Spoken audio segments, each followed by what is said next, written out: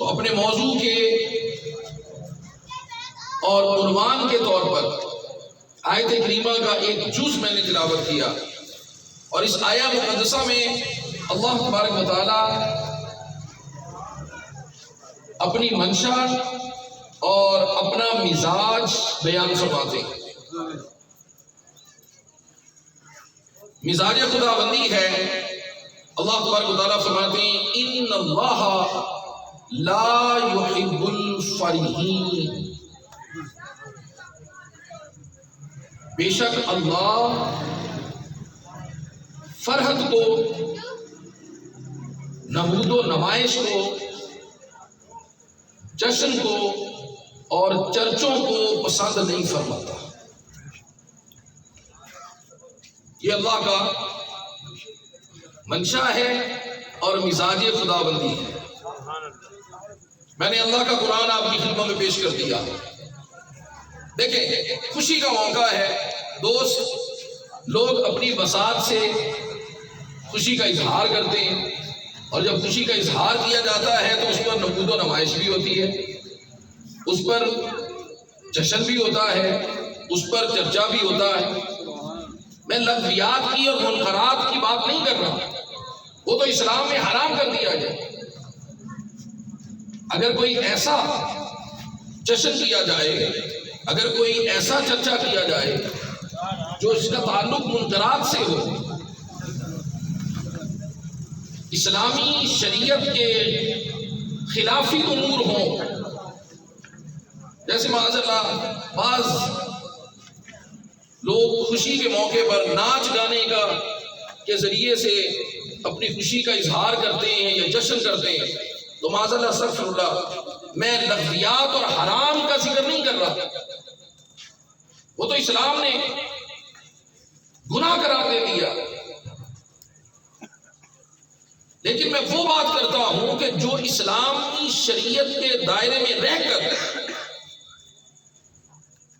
اگر کوئی شخص خوشی کا اظہار کرتا ہے اور اس پر وہ نمود و نمائش کرتا ہے، اس پر وہ جشن کرتا ہے، اس پر وہ چرچا کرتا ہے، اور دوسرا شخص خوشی کا موقع ہے لیکن اس کی نسبت، اگر توجہ میری طرف رہے تو میں اپنی بات آپ تک پہنچانے میں سہولت محسوس کروں گا اور آپ کے لیے بھی قدرے آسان ہوگا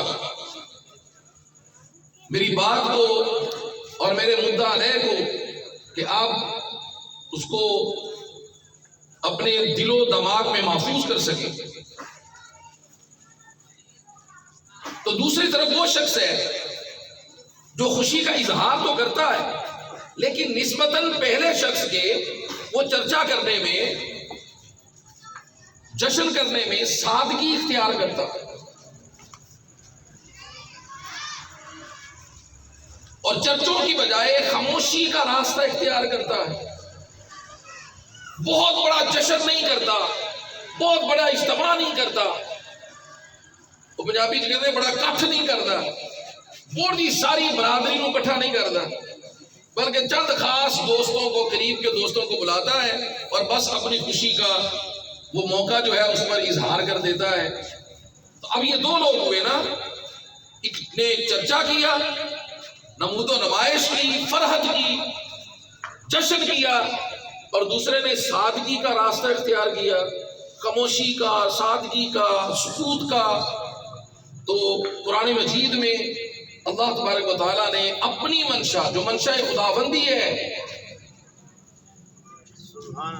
اپنی منشا اور اپنی رضا اور اپنی چاہت بیان کر دی، فرمایا ان اللہ لا يحب الفرحین۔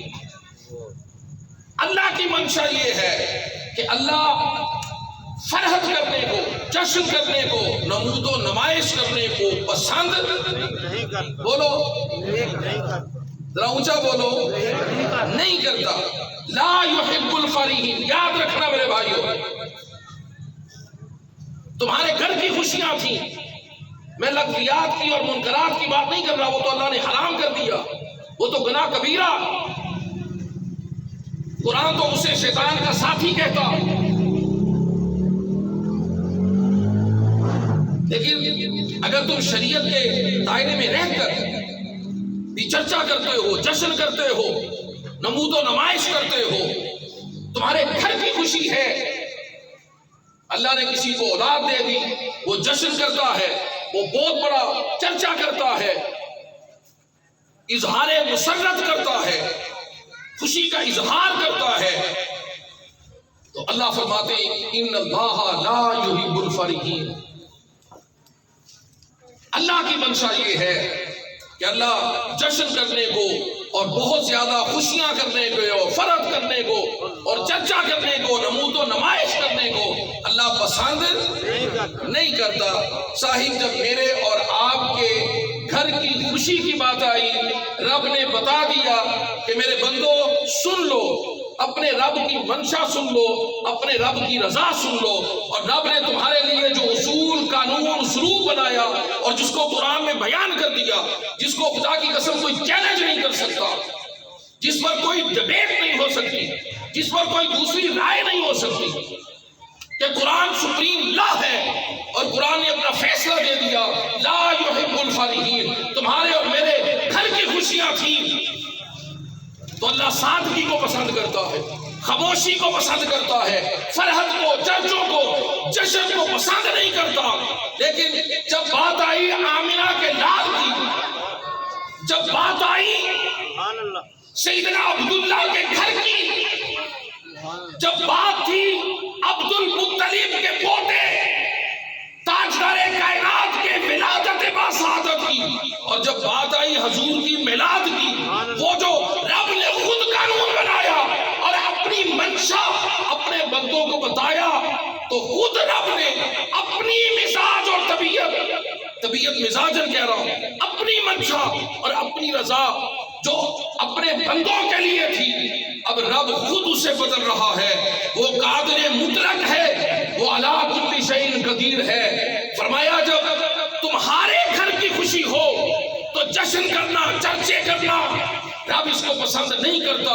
لیکن کل اے پیارے حبیب، اب آپ ان سے ارشاد فرما دیجئے، پیارے کلام ہمارا ہوگا، مرضی ہماری ہوگی، رضا ہماری ہوگی، زبان تمہاری ہوگی، اس لیے کہ بھیجنا ہمارا ہے، ولادت تمہاری ہے، پیدا کرنا ہمارا ہے، ولادت تمہاری ہے۔ اچھا جی، میں چاہتا تو نہیں تھا کہ اپنی گفتگو کو اس مقام پر روکتا، لیکن معذرت کے ساتھ، بڑی معذرت کے ساتھ، کہ آپ حضرات کا اٹھنا اور سنت کے مطابق ثنا خان کی خدمت کرنا اگرچہ یہ مستحسن عمل ہے اور میرے لیے یہ قابل فخر اور قابل دید بات ہے، لیکن میں نے اپنے شیخ طریقت کو دیکھا ہے کہ شیخ طریقت فرمایا کرتے تھے جب قرآن و سنت کا بیان ہو تو جو شخص جہاں بیٹھا ہے بس وہی سکون سے بیٹھے اور جہاں تک ہو سکے۔ میں نے جو اپنے شیخ کو دیکھا تو میرے شیخ کی مجلس میں ایک سناٹا ہوتا تھا، ایک خاموشی ہوتی تھی، اور ہر شخص ہمہ گوش شیخ کی گفتگو جاری ہوتی اور کوئی شخص اپنی جگہ سے اٹھتا نہیں تھا۔ تو اس لیے بڑی محبت کے ساتھ میں بھی چاہوں گا کہ آپ قرآن و سنت کے ادب میں اپنی جگہ پر بیٹھ کر محبت اور ذوق اور بیٹا یہ نہ ہے محبت اور ذوق سے اور توجہ اور انہماک سے قرآن و سنت کا بیان سنیں، تاکہ ہماری غلطیوں سے اللہ تبارک و تعالیٰ درگزر فرما کے ہمیں قرآن و سنت کا فیض نصیب فرمائے، اور ہمیں بھی بزرگوں کی صحبت کی جو حلاوتیں تھیں وہ اللہ کاش وہ ہمیں بھی نصیب فرما، اپنے کرم سے نصیب فرما دے، اس لیے کہ وہ مکھڑا نہ مکھڑے دا دل ویکھ دے، اللہ والے جے ویکھن دے دل ویکھ دے۔ تو اب دل بھی کالے ہوں، اعمال بھی سیئات ہوں، اور بعض کچھ ہو بھی نہ پیش کرنے کے لیے، تو پھر بتاؤ میرے بھائیوں پھر آخر کس امید پر۔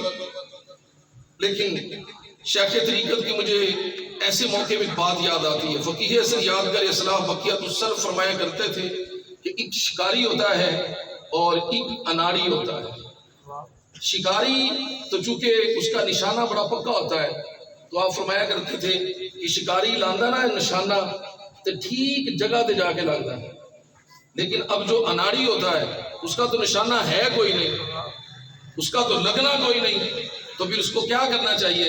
شیخ فرماتے تھے اس کو چاہیے کہ چولی بھر لے تو بس لانا شروع کر دے، کیا بات ہے جی، کیا بات، لائی جائے لائی جائے۔ شیخ فرماتے تھے کوئی تو لگ ہی جائے گا، سبحان اللہ، کیا بات، کوئی تو لگ ہی جائے گا۔ نعرہ تکبیر، اللہ نعرہ رسالت،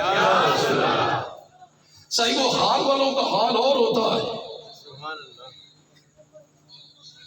رموز سر دل بے دل چدانت، حال والوں کا حال اور ہوتا ہے، وہ اہل اللہ ہو، وہ صوفیاء ہو، وہ اہل اللہ ہو، تو یقین جانے ان کے لیے تعریف اور مذمت برابر ہوتی ہے۔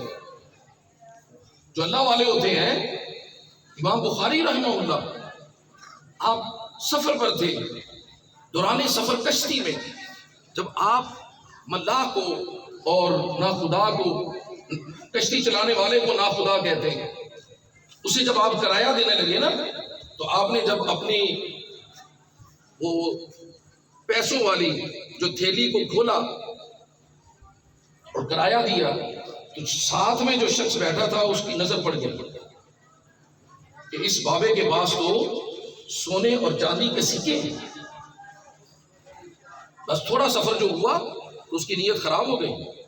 تھوڑا آگے چل کر جب کشتی نے کچھ سفر طے کیا تو اس نے شور مچا دیا، اس نے کہا جی میرے پاس ایک تھیلی تھی، اس میں سونے اور چاندی کے سکے ہیں اور وہ گم ہو گئی، وہ گم ہو گئی ہے۔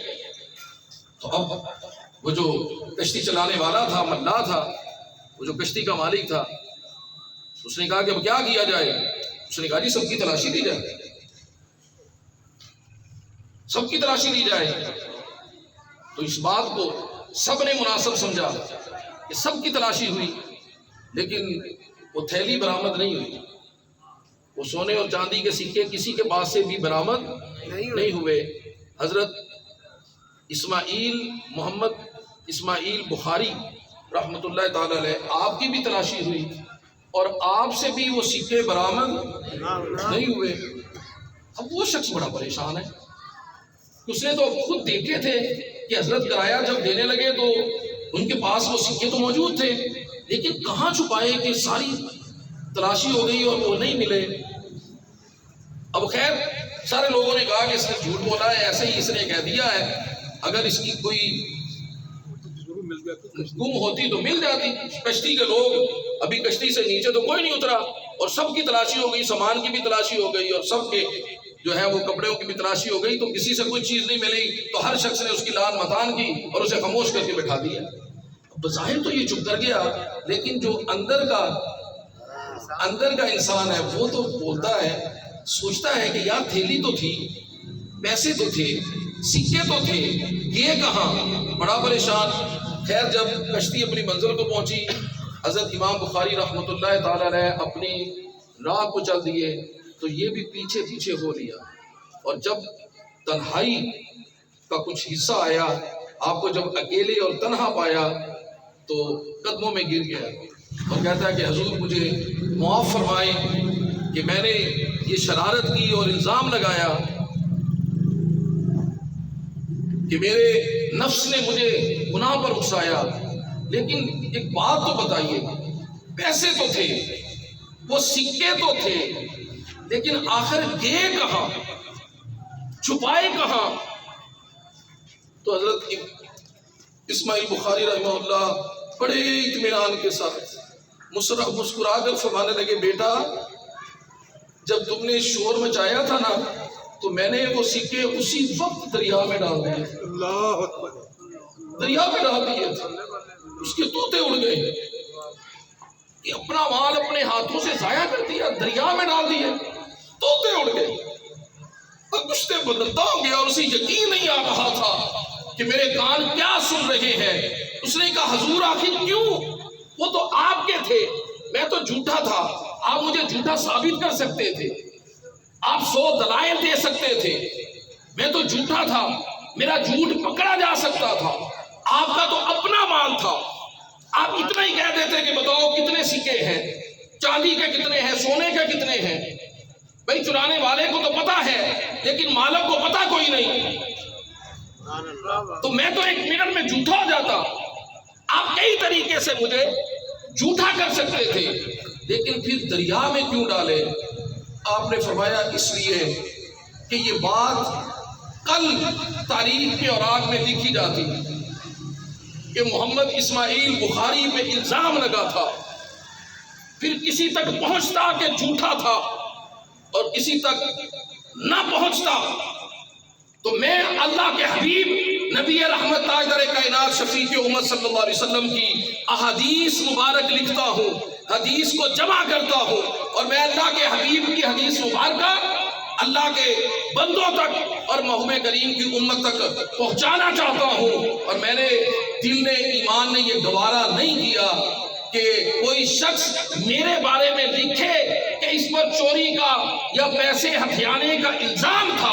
سچا یا جھوٹا بات کی بات ہے، الزام تو لگانا میرے ایمان نے گوارا نہیں کیا، اس لیے میں نے وہ پیسے اسی وقت دریا میں ڈال دیے تھے.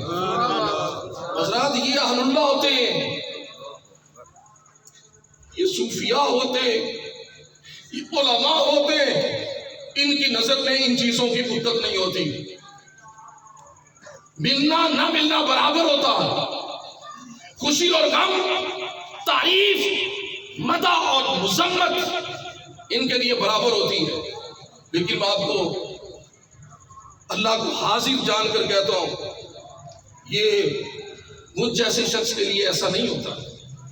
ایک دفعہ میں اپنے شہر کی خدمت میں حاضر تھا تو آپ اس بات کو ذکر کر رہے تھے، فرما رہے تھے جو لوگ علماء کی تعظیم کرتے ہیں اور ان سے عقیدت کرتے ہیں، سادات سے عقیدت کرتے ہیں، ان کی دستبوسی کرتے ہیں، تو آپ رحمہ اللہ فرما رہے تھے کہ شاہ جی جب لوگ علماء کے ہاتھ چومتے ہیں نا، سادات عظام کی دستبوسی کرتے ہیں، وہ تو اپنی عقیدت اور محبت کا اظہار کرتے ہیں اور بے شک انہیں کرنا چاہیے، لیکن علماء کے لیے یہ فتنہ ہے.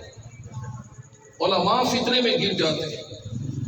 میرے بھائیوں وہ اور لوگ ہوتے ہیں جن کے لیے دنیا کا مال ملنا نہ ملنا برابر ہوتا ہے، جن کی تعریف اور مذمت آپ انہیں اچھا کہیں یا برا کہیں انہیں فرق نہیں پڑتا، لیکن ہم جیسے نکموں کو تو فرق پڑتا ہے.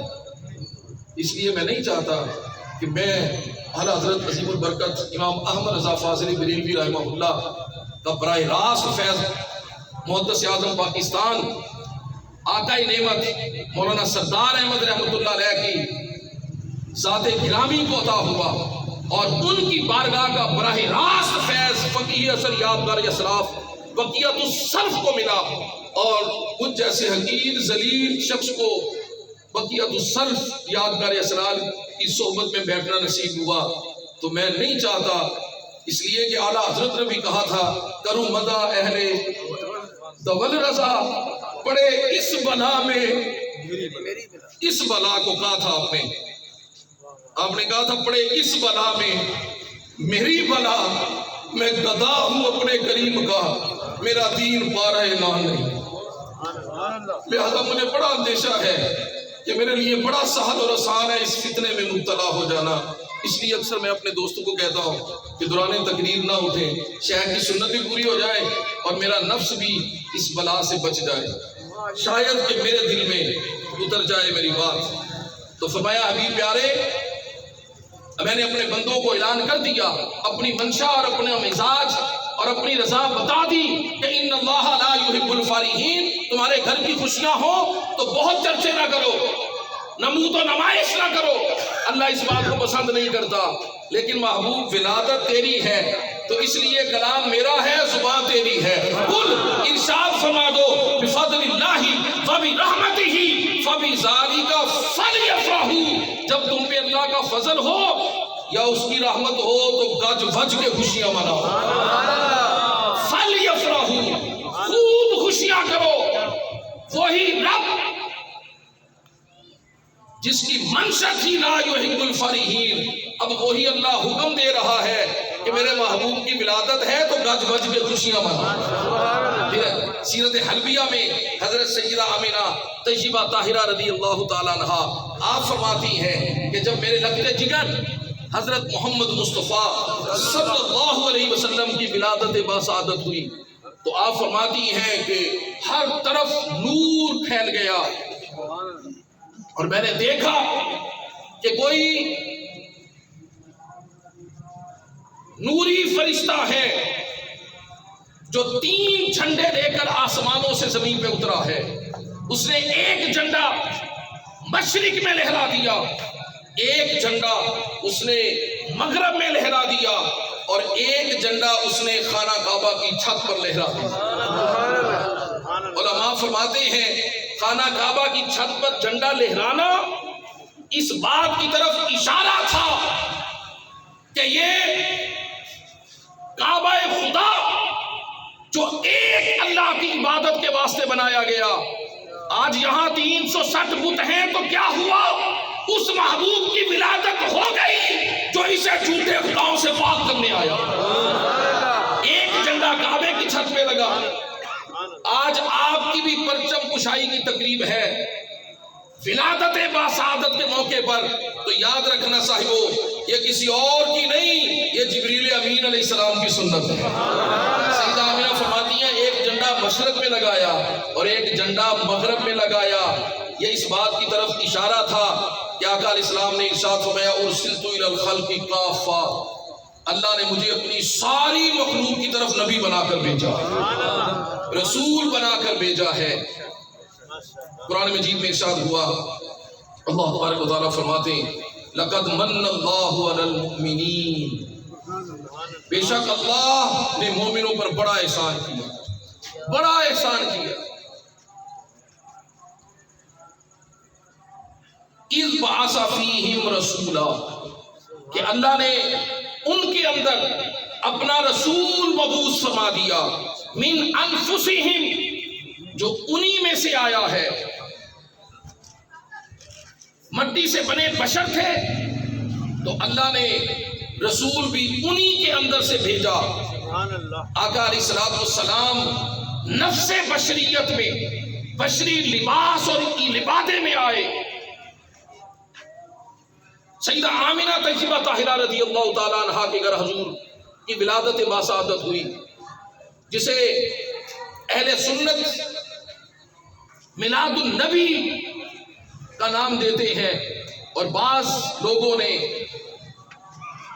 ناعاقبت اندیش اور کم اطلاع رکھنے والے لوگوں نے یہ سمجھا کہ یہ میلاد النبی کا جو نعرہ ہے یہ پاکستان اور ہندوستان میں اہل سنت کا لگایا ہوا, جبکہ میں آج کی اس محفل پاک کی وساطت سے میں آپ حضرات کی خدمت میں عرض کرنا چاہتا ہوں, سیاستہ کی بڑی معتبر کتاب سیاستہ میں سے جامع الترمذی, جو احادیث کی 6 بڑی معتبر کتب ہیں ان میں سے ایک جامع الترمذی, اس کے اندر امام ترمذی علیہ رحمہ نے کتاب المناقب کے اندر ایک باب نقل کیا, ایک باب باندھا اور اس باب کا نام رکھا باب فی میلاد النبی صلی اللہ علیہ وسلم. میلاد النبی صلی اللہ علیہ وسلم کے بیان کا باب. پھر اس میں جو حدیث نمبر 2 لے کر آئے حضرت امام ترمذی رحمۃ اللہ تعالی علیہ, وہ حضرت سیدنا عثمان ذو النورین رضی اللہ تعالیٰ عنہ کی روایت کرتا. جامع الترمذی کتاب المناقب باب فی جا میلاد النبی صلی اللہ علیہ وسلم, اور اسے عرف میں باب فی میلاد النبی تخفیف کے ساتھ اتنا بھی پڑھنا جائز ہے. باب فی میلاد النبی میں حدیث نمبر 2 جو لے کے آئے وہ حضرت عثمان ذو النورین رضی اللہ تعالی عنہ کی روایت کردہ حدیث مبارکہ. اب وہ حدیث سنیے. حضرت عثمان رضی اللہ عنہ کہتے ہیں کہ میری ایک شخص سے ملاقات ہوئی جو حضور علیہ السلام کی صحبت میں آیا جایا کرتا تھا, صحابی رسول تھا. تو میری اس سے ملاقات ہوئی تو میں نے اس سے پوچھا اللہ کے بندے بتاؤ کہ تم بڑے ہو یا مصطفیٰ کریم علیہ السلام بڑے ہیں؟ اللہ اکبر تم بڑے ہو یا اللہ کے حبیب رحمت دو عالم علیہ السلام بڑے ہیں؟ اب یہ تو سورج کی طرح روشن اور بین بات ہے، جیسے چڑھتے سورج کو آنکھ دیکھتی ہے اور کسی شک میں مبتلا نہیں ہوتی، اسی طرح یہ بین اور واضح بات ہے کہ حضرت عثمان رضی اللہ عنہ نے جو پوچھا تھا کہ تم بڑے ہو یا مصطفیٰ کریم علیہ السلام بڑے ہیں، تو آپ کے سوال کرنے کا مطلب اور معنی یہ تھا کہ عمر میں کون بڑا ہے؟ سوال کرنے والے حضرت عثمان غنی، ان کا بھی مقصد یہی تھا کہ انہوں نے عمر کے بارے میں پوچھا ہے، اور جن سے سوال ہوا وہ بھی جانتے تھے کہ مجھ سے عمر کے بارے میں پوچھا ہے۔ اب معاذ اللہ استغفر اللہ، یہ تو ہو نہیں سکتا کہ یہاں تو اس بات کا وہم محال ہے، ناممکن ہے کہ سوال کرنے والے یا سننے والے کے ذہن میں ہو کہ درجے اور فضیلت کا کے اعتبار سے سوال ہو رہا ہے۔ اس سوال کی تو کوئی گنجائش بولیے نہیں ہے۔ عمر کے بارے میں آپ نے پوچھا کہ آپ بڑے ہیں یا مصطفیٰ کریم علیہ السلام بڑے ہیں؟ امام ترمذی جو حدیث کو لے کے آئے، کہا کہ حضرت عثمان رضی اللہ تعالیٰ عنہ کو جب اس شخص نے آگے سے جواب دیا تو وہ جواب آپ کو اتنا پسند آیا، جیسے آپ کسی سے کوئی بات کرتے ہیں اور وہ آپ کو اس بات کا جواب دیتا ہے۔ بیٹا اپنے باپ کو یا مرید اپنے شیخ کو کسی بات کا کسی سوال پر جواب دیتا ہے، پھر وہ جواب اتنا پسند آتا ہے کہ وہ کئی دوستوں کو اور کئی محافل میں کئی جگہ پر پھر وہ بیان کرتا ہے کہ میں نے اس سے یہ سوال پوچھا تھا اور اس نے یہ جواب دیا ہے۔ تو راوی کہتے ہیں کہ حضرت عثمان رضی اللہ عنہ نے اس شخص کا جب جواب سنا تو اتنا پسند آیا کہ کئی لوگوں کو وہ جواب سنایا، اور پھر کئی طرق سے حضرت عثمان رضی اللہ عنہ کی یہ حدیث کتب حدیث میں وارد ہوئی۔ وہ جواب یہ تھا، جب آپ نے پوچھا کہ آپ بڑے ہیں یا مصطفیٰ بڑے ہیں، تو اس نے کہا اکبر منی رسول اللہ صلی اللہ علیہ وسلم۔ انہوں نے آگے سے جواب دیا کہ بھئی مجھ سے بڑے تو مصطفیٰ ہیں، بولو بڑے تو مصطفیٰ ہیں، وَأَنَا أَقْدَمُ مِنْهُ مِلَادًا، بس پیدا میں پہلے ہو گیا تھا، میلاد پہلے میرا ہو گیا۔ وَأَنَا أَقْدَمُ مِنْهُ مِلَادًا، انہوں نے کہا کہ میلاد پہلے میرا ہو گیا۔ میلاد کا معنی ہوتا ہے پیدا ہونا، میلاد کا معنی ہوتا ہے ولادت، اور میلاد کا معنی ہوتا ہے جمنا۔ انہوں نے کہا وڈے تے سرکاری نے بس جم پہلو میں پیا۔ حضرت عثمان کو یہ جواب اتنا پسند آیا کہ آپ نے کئی جگہ پر یہ بیان کیا کہ میں نے یہ سوال کیا، اور آگے سے اس غلام نے یہ جواب دیا۔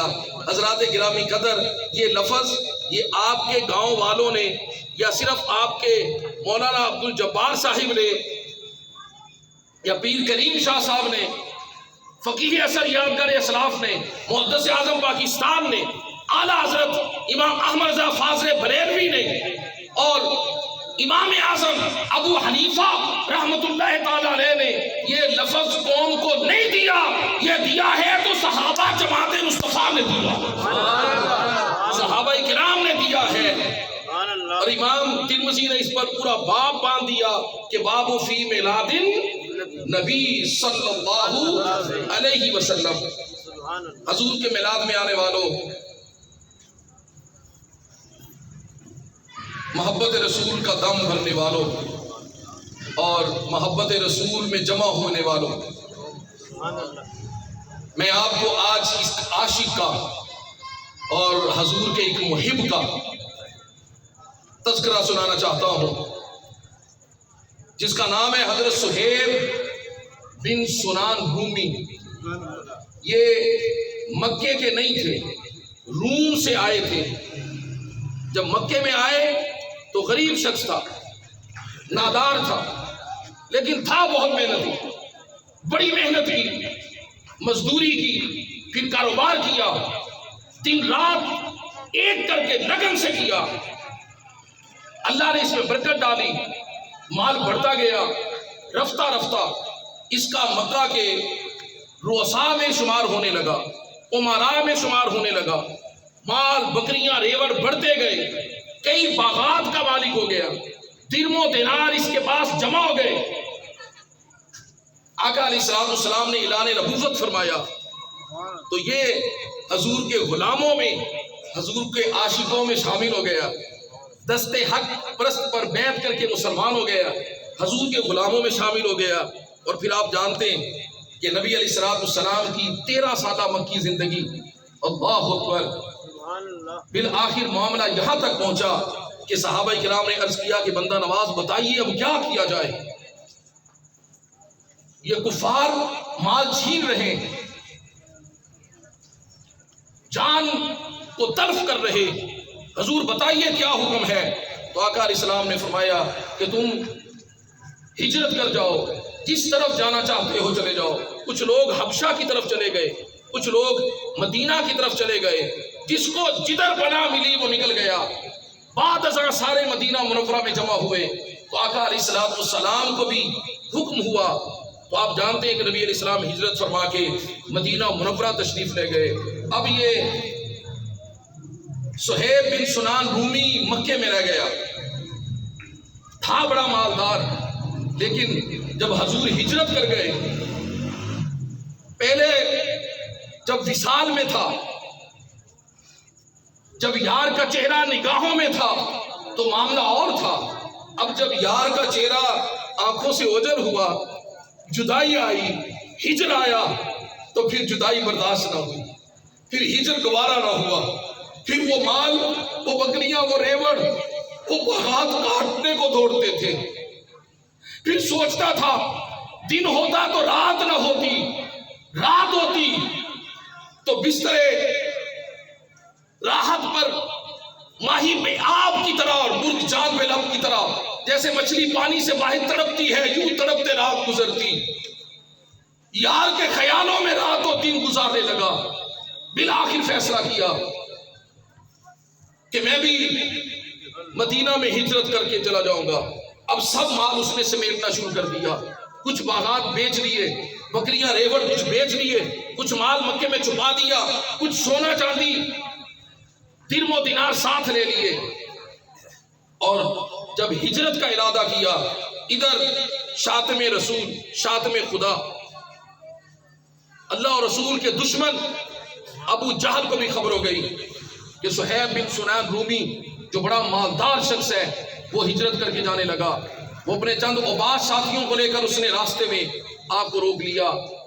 پہلے تو اس نے آپ کے ساتھ مکالمہ کیا. اس نے کہا کہ صہیب دیکھو، تم ہمارے بھائی ہو، تم جب آئے تھے تو ایک کمزور شخص تھے، پھر تم مالدار ہو گئے، لیکن اگر تم چاہو تو اپنی مرضی سے مکہ میں رہ سکتے ہو، ہم تمہیں پریشان نہیں کریں گے. دیگر مسلمانوں کو تو ہم پریشان کرتے تھے، لیکن ہماری طرف سے تمہیں کوئی تکلیف نہیں پہنچے گی. تم چاہو تو مکے میں رہو، ہم تمہیں ہجرت نہیں کرنے دیں گے. لیکن صہیب بن سنان رومی انہوں نے یہی کہا کہ جب میرے کریم آقا صلی اللہ علیہ وسلم آپ مکہ سے ہجرت کر کے مدینہ تشریف لے گئے تو میں مکہ میں رہ کے کیا کروں گا؟ آپ نے فرمایا کہ ہرگز نہیں. جب اس نے دیکھا کہ صہیب میرے مکالمہ اور میرا آفر ماننے کے لیے تیار نہیں، تو پھر اس نے اشارہ کیا، تلواریں نیام سے باہر آ گئی. اس نے کہا صہیب دیکھو، تم زندہ بچ کے نہیں جا سکتے، ہم تمہیں ہجرت نہیں کرنے دیں گے. حضرت صہیب بن سنان رومی آپ بہت بڑے تیر انداز تھے. آپ نے فرمایا کہ دیکھو، تم بھی جانتے ہو کہ جب تک میرے ہاتھ میں تلوار ہے تم مجھ پر قابو نہیں پا سکو گے، اور جب تک میرے پاس ایک تیر بھی باقی ہے تمہیں پتا ہے کہ میں کیسا تیر انداز ہوں، کیسا تیر چلانا جانتا ہوں. وہ ڈر گیا. اس نے کہا دیکھو، ہم تم سے جھگڑا نہیں چاہتے، لیکن جب تم آئے تھے تو تمہارے پاس کچھ نہیں تھا، یہ سارا مال تم نے مکے سے جمع کیا، اب تمہیں مال کے ساتھ ہم ہجرت نہیں کرنے دیں گے۔ تو اس نے کہا تو پھر کیا چاہتے ہو؟ کہا اپنا سارا مال چھوڑ جاؤ، اور تم جانا چاہتے ہو تو جاؤ، تم جانا چاہتے ہو تو جاؤ، لیکن اپنا مال تمہیں ساتھ لے جانے نہیں دیں گے۔ جب آپ نے سنا نا کہ یار کی محبت صرف ایک مال کے قدم کے فاصلے پر ہے، تو حضرت صہیب سنان رومی آپ نے کہا بس، او خدا و رسول کے دشمن، تم نے اتنی ہی قیمت لگائی میرے ایمان کی، بس اتنی سی بات ہے، اگر اتنی بات ہے تو مجھے پہلے ہی کہہ دیتے۔ آپ نے سب کچھ ان کے حوالے کر دیا، جو مکے میں چھپا کے آئے تھے وہ بھی بتا دیا، یہاں تک کہ روایت میں ہے کہ اونٹ پر جو کجالا تھا وہ بھی اتار دیا، اور ایک روایت میں ہے کہ اس نے سواری بھی چھین لی۔ آپ نے سب کچھ ان کے حوالے کر دیا اور خود تنہا مدینہ کی طرف سفر کیا۔ وہ 350 میل کا پیدل سفر کر کے، بھوک اور پیاس کی مشقتیں اٹھا کر، اور اپنا سب کچھ خدا رسول کے نام پر قربان کر کے، جب مدینہ طیبہ میں پہنچ رہے تھے، ابھی مدینہ میں داخل نہ ہوئے تھے کہ جبریل امین بھی حاضر خدمت ہو گئے، اور آ کر محمد مصطفیٰ کو ان کے غلام کا سارا حال بیان کر دیا۔ آقا علیہ السلام بستی سے باہر آ کر اپنے صہیب، اپنے عاشق اور غلام کے استقبال کے لیے آئے۔ جیسے ہی صہیب قریب پہنچے، قدموں میں گرے، میرے آقا نے اٹھایا، سینے سے لگایا، کہا صہیب یہ نہ سمجھنا کہ زندگی کی کمائی دے کر تم نے کوئی مہنگا سودا کیا ہے، تم نے بڑا سستا سودا کیا، جانتے ہو یہ دنیا کا مال دے کر تو نے اللہ کو بھی راضی کر لیا، اس کے رسول کو بھی راضی کر لیا۔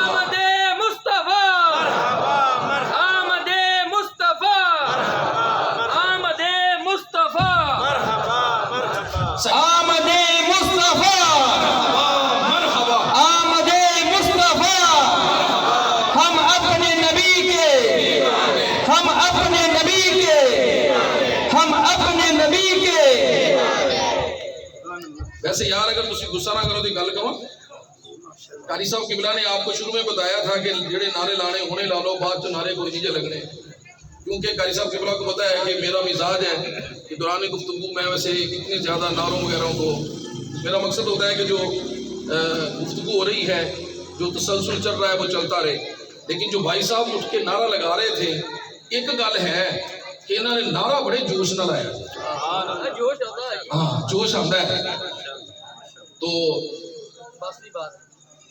جنہیں جوش نہ نعرہ لگا نا، غصہ نہ کریو، انہیں جوش نہ جواب نہیں دیا ہے، نہ لاندے تو تسی نہ لاندے، میں تو تانوں نہ کہنا سی تے نہ میرا تقاضا سی، تے یار جی وہ شہزادے نو جوش آ ہی گیا تو پھر نعرہ لاؤ، تو پھر پتہ تے لگے نعرہ لگا، لگاتا تھا وہ جب نعرہ نعرہ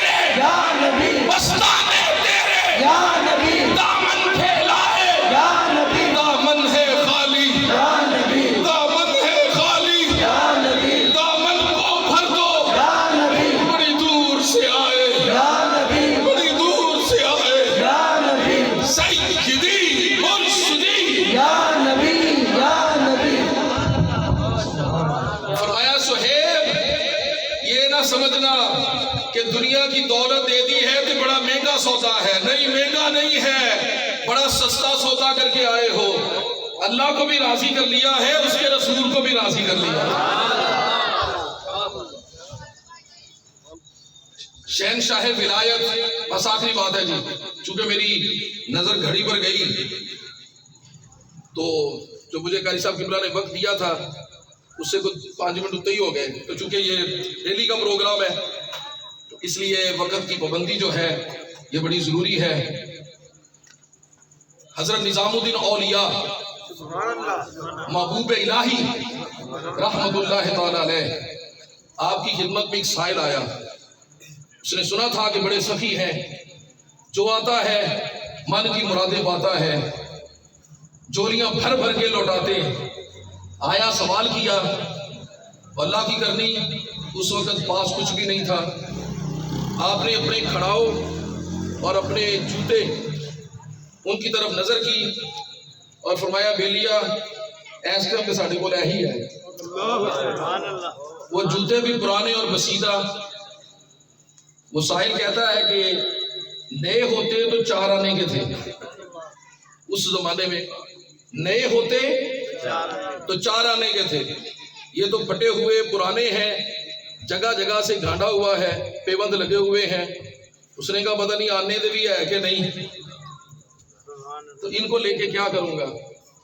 یہ دل کی بات تھی، دل میں خیال آیا، لیکن از ہوئے ادب زبان سے کہہ کچھ نہیں سکا. جو ملا دل ناخواستہ اور چپ کر کے لے لیا. تر پیا اور سوچ رہا ہے کہ اب ان کو کیا کروں گا، یہ تو کسی کار کے کام کے نہیں ہے. سنا تو بہت کچھ تھا لیکن پایا تو کچھ نہیں. بس اسی خیال میں چل رہا ہے تو حضرت نظام الدین اولیاء محبوب الہی کے مرید خاص اور عاشق خاص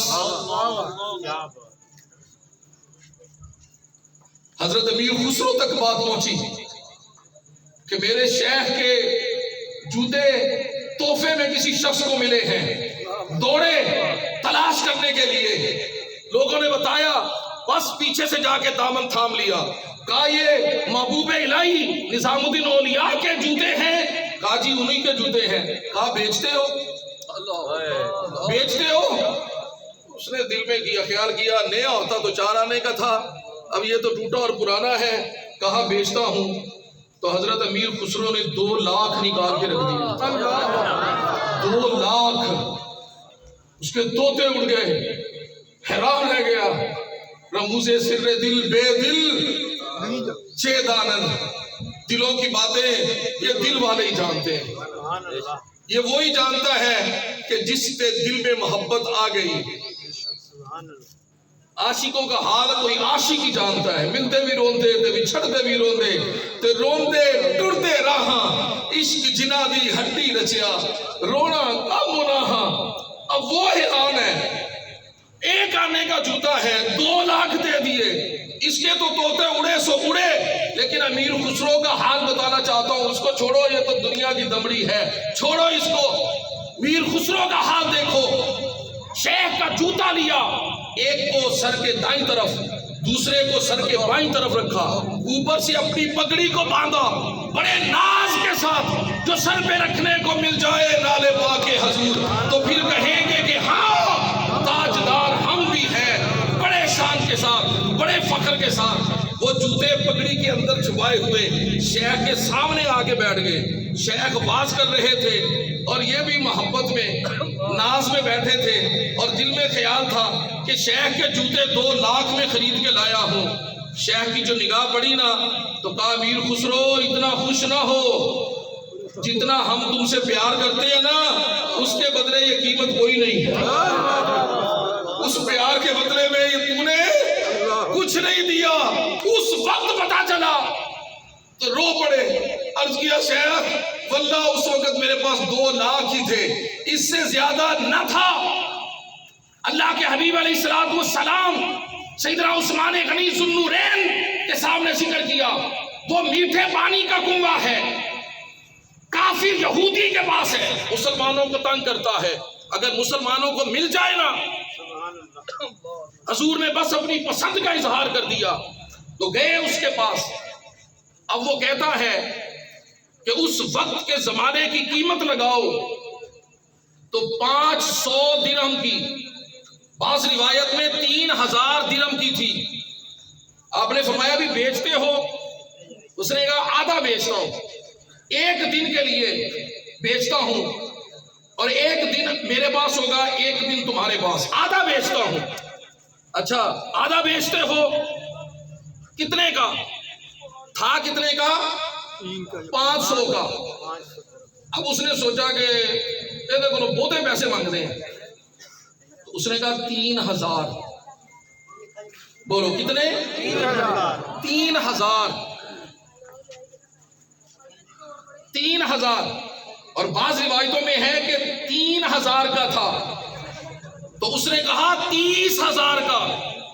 اس نے جو 30,000 بولا تو آپ نے 30,000 نکالے اور رکھ دیے. اس کے طوطے اڑ گئے کہ 500 کا تو 3,000 میں لے لیا، یا 3,000 کا تھا تو 30,000 میں لے لیا. حیران ہوا اور کہنے لگا عثمان بندے تو بڑے سمجھدار ہو، تمہاری تجارت اس سے تو بڑے سنے ہیں، تاجر تو بڑے راسخ ہو، بڑے سمجھدار ہو، لیکن یہ سودا بڑا ہلکا کر گئے ہو. اتنا سستا کنواں تھا اور اتنا مہنگا خرید لیا. آپ نے فرمایا کہ اس کی قیمت کا تمہیں نہیں اندازہ، تمہیں نہیں اندازہ. تم نے تو 30,000 مانگا ہے، میں 40 لے کے آیا تھا. تم نے تو 30 مانگا، میں 40 لے کے آیا تھا، اور ابھی میرے پاس 40 ہی تھا. ارے اس کی قیمت کا تمہیں نہیں پتا، اس کی قیمت کا مجھے پتا ہے، اس لیے کہ اس کو میرے یار نے پسند کیا ہے. میرے بھائیو، محبت رسول تم سے، میلاد رسول اور حضور کی محبت کے یہ نعرے اور یہ دیوانگیاں تم سے تقاضا کرتی ہیں کہ میرے آقا نے جس بات کو پسند کیا اسے پسند کرو، میرے آقا نے جسے چھوڑ دیا اسے چھوڑ دو. اللہ کے حبیب علیہ السلام سے پوچھا گیا یا رسول اللہ کیا مسلمان سخی ہوتا ہے بخیل ہوتا ہے؟ فرمایا سخی ہوتا ہے. یا رسول اللہ مسلمان بہادر ہوتا ہے بزدل ہوتا ہے؟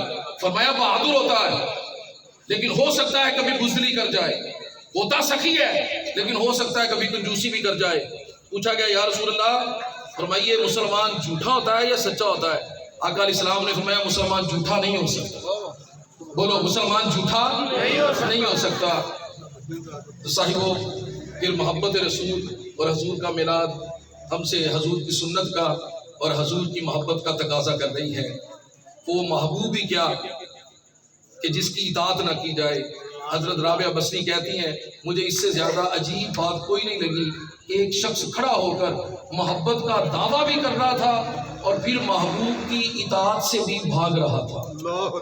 آقا علیہ السلام نے فرمایا نماز میری آنکھوں کی ٹھنڈک ہے. ایمانداری سے بتانا نماز چ رش زیادہ ہوتا ہے کہ جلسیاں چ رش؟ ہاں بہتے لوگ نماز ہوندے نے کہ جلسیاں تے جلسے ٹائم قرآن و سنت کا جب بیان ہو رہا ہو ادو لوگ بہتے ہوندے کہ لنگر ٹائم. تو فیصلہ خود کرو کہ ہماری مجلسیں، ہماری تقریریں اور ہماری محفلیں ہمیں کدھر لے جا رہی ہیں. اگر لوٹ آئیں تو کچھ نہ کہنا، فقط دیکھنا انہیں غور سے جنہیں منزلوں پہ خبر ہوئی کہ یہ راستہ کوئی اور ہے. کتے اینج نہ ہوئے کہ اسی اینج دیاں محفلاں جڑیاں بغیر نمازاں تو بغیر سچائی تو ملاوٹ نال تے جھوٹ نال تے دغے نال تے ایک دوسرے دے حق مارن نال تے خیانت کرن نال بھریاں ہوئیاں ہون. نعرے بھی لگ رہے ہون غلامی رسول میں موت بھی قبول ہے تے خیانت بھی ہو رہی ہوئے، دوسرے دا حق بھی ماریا جاتا ہوئے، بہن بھراواں دا حصہ بھی مار کے بندہ بیٹھا ہوئے، ناپ تول میں بھی کمی ہو، ملاوٹ بھی ہو رہی ہو. تو پھر شاعر کہتا ہے کچھ نہ کہنا، اگر لوٹ آئیں تو کچھ نہ کہنا، فقط دیکھنا انہیں غور سے جنہیں منزلوں پہ خبر ہوئی کہ یہ راستہ کوئی اور ہے. بندے نے لاہور جانا ہوئے تے جھنگ روڈ تے پہ جائے، جھنگ روڈ تے پہ جائے تے پتہ چلیا سی کہ 2 گھنٹہ 3 گھنٹے دی گڈی چلاؤ گے تے لاہور آ جائے گا. تے 3 گھنٹے دی گڈی چلان تو بعد لوگوں نے پوچھا جی انہیں جی 3 گھنٹے جڑا قاری صاحب تمہیں پتا ہونا چوبارہ آ جانا، 18,000 بھی ٹپ جانا. تو جدو اتوں جا کے پتا چلے وہ کہ یار میں تو لاہور جانا سی، وہ کہتے اللہ کے بندے تو اے نو جانتے ہیں ادھر تے تو ساری عمر بھی توڑتا رہے تھے لاہور نہیں ہونا، لاہور کا تو رستہ ہی اور ہے. تو گھر لوٹ آئے تو کچھ نہ کہنا، فقط دیکھنا انہیں غور سے، جنہیں منزلوں پہ خبر ہوئی کہ یہ راستہ کوئی اور ہے. حضرات ایسا میلاد منائیں جو حضور کی سنت سجا دے. میلاد مناؤ، حضور کی سیرت کو اپناؤ. اللہ آپ کو اور مجھے عمل کرنے کی اور نبی علیہ الصلوۃ والسلام کی سچی نسبت اور اتباع پر کوشش کرنے کی اللہ کی توفیق عطا فرمائے. وآخر دعوانا ان الحمد للہ.